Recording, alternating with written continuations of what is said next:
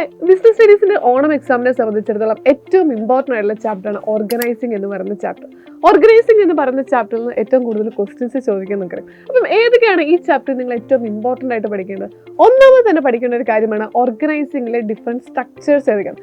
മെയിനായിട്ട് രണ്ട് സ്ട്രക്ചേഴ്സിനെ കുറിച്ചാണ് നമുക്ക് പഠിക്കാനുള്ളത്: ഫങ്ഷണൽ സ്ട്രക്ചറും ഡിവിഷണൽ സ്ട്രക്ചറും. ഫങ്ഷണൽ സ്ട്രക്ചർ എന്ന് വെച്ചാൽ ഒരു ഓർഗനൈസേഷനിലെ ഫംഗ്ഷനെ ബേസ് ചെയ്തുകൊണ്ട് വരുന്നത്.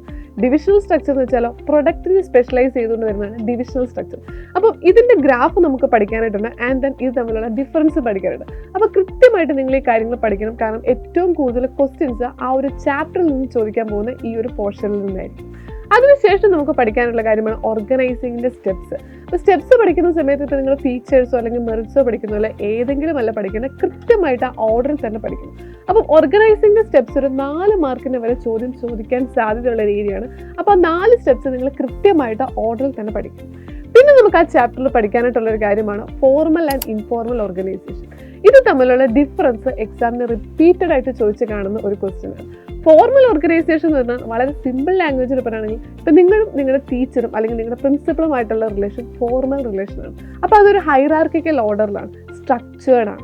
ഇനി അതേസമയം ഇൻഫോർമൽ ഓർഗനൈസേഷനിലോട്ട് വരുന്ന സമയത്ത് നമുക്ക് കാണാം നിങ്ങളും നിങ്ങളുടെ ഫ്രണ്ട്സും തമ്മിലുള്ള റിലേഷൻ അതൊരു ഇൻഫോർമലാണ്. അത് നമ്മളൊരു സോഷ്യൽ സാറ്റിസ്ഫാക്ഷന് വേണ്ടി ഫോം ചെയ്യുന്നത്. അവിടെ കമ്മ്യൂണിക്കേഷൻ വളരെ ഈസി ആയിട്ട് നടക്കും. അപ്പം ഇതാണ് ഫോർമലും ഇൻഫോർമലും തമ്മിലുള്ള വ്യത്യാസം. ആ ഒരു ഡിഫറൻസ് നിങ്ങൾ പഠിച്ചു വെക്കും. പിന്നെ ആ ഒരു ചാപ്റ്ററിന്റെ ലാസ്റ്റ് പോർഷനിലോട്ട് വരുമ്പോൾ നമുക്ക് പഠിക്കാനായിട്ടുള്ളതാണ് ഡെലിഗേഷനും അതുപോലെ ഡീസെൻട്രലൈസേഷൻ.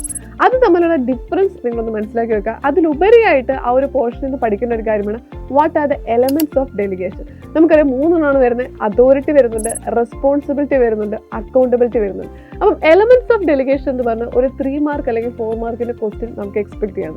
അപ്പം ഇത്രയും ചോദ്യങ്ങൾ ഈ ഒരു ചാപ്റ്ററിൽ നിന്ന് പഠിച്ചിട്ടുണ്ടെങ്കിൽ നിങ്ങൾക്ക് നല്ല മാർക്ക് സ്കോർ ചെയ്യാൻ പറ്റും. അറിയാലോ, ബിസിനസ് സ്റ്റഡീസിൽ നമുക്ക് 5 ചാപ്റ്റേഴ്സ് ആണ് വരുന്നത്. അതിൽ ഏറ്റവും വെയിറ്റേജ് ഉള്ള ചാപ്റ്ററാണ് ഈ പറയുന്ന ഓർഗനൈസിംഗും. പിന്നെ വെയിറ്റേജ് ഉള്ള ചാപ്റ്ററാണ് സെക്കൻഡ് ചാപ്റ്ററായ പ്രിൻസിപ്പിൾസ്. അപ്പോൾ പ്രിൻസിപ്പിൾസ് ഓഫ് മാനേജ്മെന്റും ഇതേ രീതിയിൽ തന്നെ പ്രിൻസിപ്പിൾസ് നമുക്കറിയാം ഹെൻറി ഫയോളിന്റെയും ടൈലറിന്റെയും പ്രിൻസിപ്പിൾസ് പഠിക്കാനുണ്ട്. അപ്പോൾ നിങ്ങൾ ബിസിനസ് സ്റ്റഡീസ് ഓണം എക്സാമിന് പഠിക്കുന്ന സമയത്ത് ഈ 2 ചാപ്റ്റേഴ്സ് ഏറ്റവും ആദ്യം എടുത്ത് പഠിക്കുക. ഏറ്റവും വെയിറ്റേജ് ഉള്ള ചാപ്റ്റേഴ്സാണ് ഏറ്റവും കൂടുതൽ ചോദ്യങ്ങൾ വരുന്ന ചാപ്റ്റർ. അപ്പോൾ ഈ ചാപ്റ്ററിൽ നിന്ന് ഈ ചോദ്യങ്ങൾ പഠിച്ചു കഴിഞ്ഞാൽ ഈ ചാപ്റ്റർ സെറ്റാണ്. അപ്പം ഓണം എക്സാമിന് അടിപൊളിയായിട്ട് പഠിച്ചു തുടങ്ങിക്കൊള്ളാം. Wish you all the best.